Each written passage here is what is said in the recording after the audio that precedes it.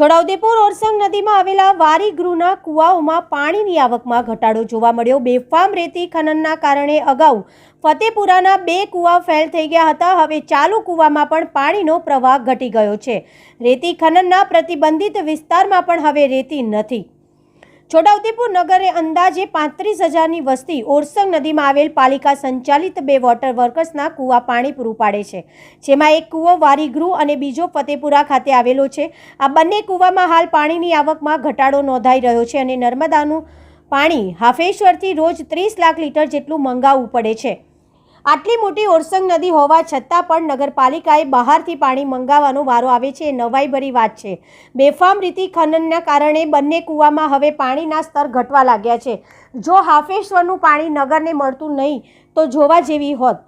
ઉલ્લેખનીય છે કે છોટાઉદેપુર નગરના છેલ્લા 10 વર્ષથી પાણીની સમસ્યા ઉનાળામાં પ્રજાને સતાવી રહી છે। પ્રજાને પાણી મળી રહે તેવા નિરાકરણ માટે ₹7 કરોડના ખર્ચે ઓરસંગ નદી ઉપર ચેકડેમ બનાવવામાં આવ્યો હતો, પરંતુ ચેકડેમમાં પાણી સુકાઈ જાય છે અને નર્મદાનું પાણી હાફેશ્વરમાંથી મંગાવવું પડે છે અને નગરના વિકાસના નાણાંનો ખર્ચ પાણી માટે કરવો પડે છે, જ્યારે દિવસે ને દિવસે નગરની માટે પાણીની સમસ્યા વિકટ બનતી જાય છે।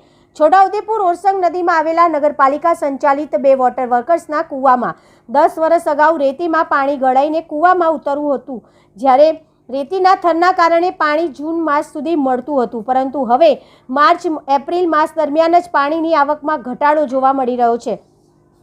નદીમાં બેફામ રેતી ખનનના કારણે વોટર વર્કર્સના કૂવા અને પાણીની ચેનલો બહાર જોવા મળી રહી છે। રેતીના થર ઘટી જતાં પાલિકાના કૂવાને પણ નુકસાન થઈ રહ્યું છે। અગાઉ 2 વર્ષ પહેલાં વોટર વર્કર્સની પાઇપો રેતીના થર ઘટી જતાં બહાર દેખાતી હતી અને નદીમાં ધસમસતા પાણી આવતા ધોવાઈ ગઈ હતી અને કૂવા પણ હવે પૂરેપૂરા બહાર દેખાઈ રહ્યા છે। પ્રતિબંધિત વિસ્તારમાં પણ હવે રેતી રહી નથી। છોટાઉદેપુર ઓરસંગ નદીમાં બેફામ રેતી ખનનને અટકાવવા તંત્ર પાંગળું પુરવાર થયું છે। જ્યાં લીઝ ફાળવેલ નથી તેવા વિસ્તારમાં પણ બેફામ ખોદકામ થતાં હવે નગરની પાણીની સમસ્યા દિવસે ને દિવસે વિકટ બનતી જાય છે।